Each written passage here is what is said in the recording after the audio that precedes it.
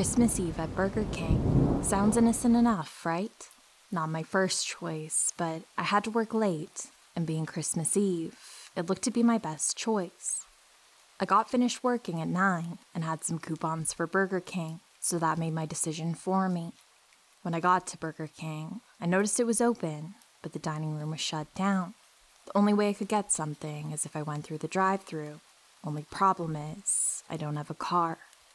I tried to walk up to the drive-thru and place my order, but the compassionate young lady working the drive-thru wasn't having it. She told me if I didn't have a vehicle, I could not use the drive-thru. I became rather aggravated and began saying things that I'm not proud of. At this moment, an older woman wearing shining armor appeared on the scene and offered me to jump in her car and order my food. At first, I turned her down, not wanting to be a bother, but after some convincing, I decided to accept her help. After ordering my food, it took so long to get it that I missed my bus and got upset. The nice woman offered me a ride home, and I felt kind of off-put by the offer and declined. She was persistent, but at the same time nice, and convinced me to take her offer. Mind you, I'm a 250-pound 30-something man, so I really didn't feel that threatened by a 50-something woman. If the circumstances were different, I would have not have taken the ride. After I told her where I lived, we proceeded home. About 5 minutes from my home, she made a wrong turn. I explained that I lived the other way, and that we needed to turn around, or let me out here, and I'll walk the rest of the way. It was then that the woman's demeanor changed, and she told me that she could not let me spend Christmas Eve alone, and that she was taking me to her house. I told her that I needed to get home immediately to let my dog out, and that I would be fine. The woman then tried to entice me with cocaine and liquor at her place, but since I'm in recovery, I told her I wasn't interested. She refused to turn around or let me out, and started to drive strangely, not stopping at stop signs. I'm not gonna lie, my mind was racing, and I began to sweat. I knew that I could physically overpower this woman, but what awaited me at her house? I also felt bad about hurting her after all of her kindness, but I had to get away before her house, and I didn't know where it was, so I didn't know how much time I had. Then, all of a sudden, luckily, the car in front was stopped at a stop sign, and across from it, another was stopped also. She had to slow down to almost a stop at this point, and this is where I made my break. I jumped out with the car still moving, leaving my food, and I took off running. As I was running away, she stopped and got out of her car and began trying to talk me into getting back into the car with her. That just wasn't an option. I don't know what her motives were or who she was, but I knew I wasn't willing to risk my life over it. I ran all the way home and made sure I wasn't followed. What would have happened to me if it was 2 years earlier and I was still doing drugs and drinking? Her offer of cocaine and booze would have probably worked. Being a man, the thought of the vulnerability most women face every day was so foreign to me, and now I understand the fear on most women's face. I really felt this nice woman had nefarious purposes, and that I just so happened to be the perfect victim of opportunity. Any thoughts would be appreciated. I never went to the cops because it felt like they might not believe me, or they might look down on me for being scared. Should I place a police report? What if by me not reporting this, someone else ends up getting hurt? Or am I just jumping the gun? And conclusions.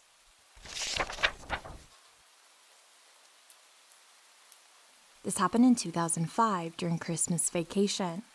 I moved away for college and came back home to visit for the holidays. Spent a week in my hometown in a snowy state. On my last night there, my friend and I decided to go sledding at 3 a.m. We get in her car and both go down a few times. We're both at the top of the hill. She gets ready to go again, but I stop her. She asks what's wrong, and I tell her that I had a bad feeling. The hair on the back of my neck was standing up, and I felt nervous. I told her, we need to leave now. We drive back to my family home. We lived in a town where no one locked their doors. The crime was almost nothing, and all the neighbors knew each other. When we got back, something told me to lock all the doors. Then I checked the windows, and several were unlocked. My flight was only 4 hours away to go back to campus. I slept for maybe 2. I wanted to see the snow and smell the fresh air, so I stepped outside. I looked at a huge pine tree we had at the front side of our yard. I always thought the way the snow laid on the branches looked so beautiful. And then something caught my eye. What should have been pure fresh snow was littered in huge man-sized footprints. They wrapped around the tree and went towards the backyard. I was thinking maybe my uncle had been out there smoking or something, just thinking of any way to rationalize why those prints were there. The same feeling came back to me when we were sledding, the anxious and paranoid feeling in the pit of my stomach. I look to my left, and I see a man. He is running, he is sprinting, staring straight at me. He was probably close to 300 pounds and maybe 6 feet, and for his size, he was super fast. I froze in fear with the realization he's not just doing a morning jog, and he is coming to me. I tried to move several times, but I was almost too scared. With everything in me, I opened my front door, slammed it shut, and locked it. I run to the window and look onto my porch and see the man standing there. He had his hand on my door. He turns his head, and I follow his gaze to a man in a white van. The guy in the van throws up his hands in a gesture to say, "Well?" The runner just threw his hands up and shook his head. The runner walks back to the van, gets in, and they drive away. My heart's still pounding. I wake up my friend and make her walk around the house with me. There, we find the footprints went to every door and window around my house. She too tried to rationalize it, but to me, I know if he had reached me, I wouldn't be writing this post. The malicious look on his face as he ran to me told me everything.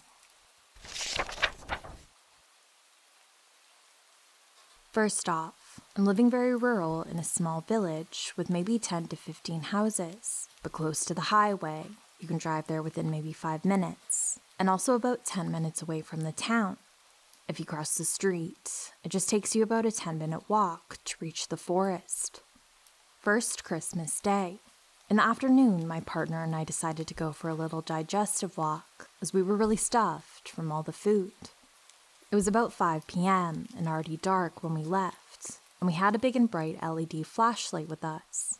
I also took my camera and my flash, as I love taking pictures of nature at night. We decided to walk on a little country road toward the forest, and then turn right, following a small graveled cycle track close to the forest border, which connects our village and the next, maybe 15 to 20-minute walk between villages. In the middle part of the track, you have to walk through a small bit of forest. It's rather dark, and the trees are very high and quite dense. When we entered, I saw our flashlight reflecting on something and recognized a car being parked there on the side of the track, close to the trees. This struck me as odd, as cars aren't allowed to drive there, and the path is very narrow and hidden, so I was a bit cautious. My partner pointed to the light inside of the car, and it seemed to be empty. I also noticed the windows were frozen, so it must have been parking there for a while. A bit in front of the car, I spotted a tree with an intriguing structure, and I asked my partner to point the flashlight towards it so I could focus better and photograph it with my flash.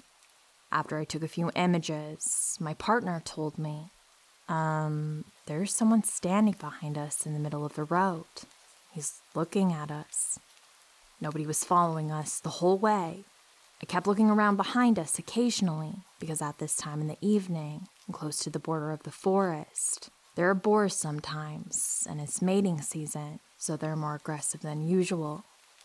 Indeed, there was a man standing behind us, staying out of the flashlight's reach. He wasn't saying anything, just standing there and facing us. At first, I thought he might be startled, as it may seem a bit weird if someone's just taking photos around your car. I decided to get up and confront him from a distance, explaining to him that I was just taking photos of the tree. He didn't react and still just stood there. I then went on to ask him if he needed some light, and he replied that this wasn't necessary. It was odd, but I was still calm. sure about there being a normal explanation for his behavior. Nonetheless, my partner and I decided to just GTFO and followed the path leading to the next village. It was maybe 5 to 7 minutes until we reached it. I remember the letters on his license plates, not the numbers though, unfortunately. I googled it, and it turned out that he was from a city about 6 hours away from our village.